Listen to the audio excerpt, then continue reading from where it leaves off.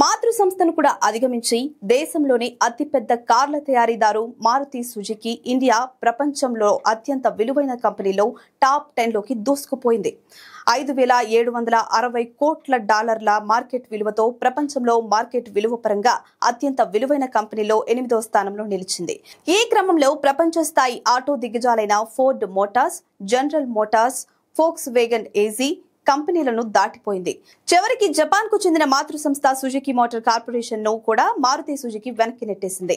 Amazon great Indian festival కు మంచి స్పందన లభిస్తోంది. ఈ ఫెస్టివల్ ప్రారంభమైన తొలి 2 రోజుల్లోనే 38 కోట్లకు పైగా కస్టమర్లు పోర్టల్ ను సందర్శించడమే కాకుండా కొనుగోలు చేపట్టినట్లు వెల్లడించింది.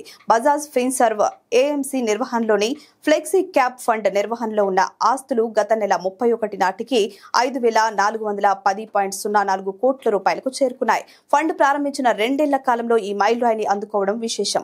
పండుగల సీజన్ ను పురస్కరించుకుని L&T ఫైనాన్స్ ద్విచక్ర వాహనాల కోసం ఆకర్షణీయమైన రుణ పథకాలను తీసుకొచ్చింది. No cost EMI, prompt payment rebate, EMI light festive వంటి ఆఫర్లను అందిస్తోంది.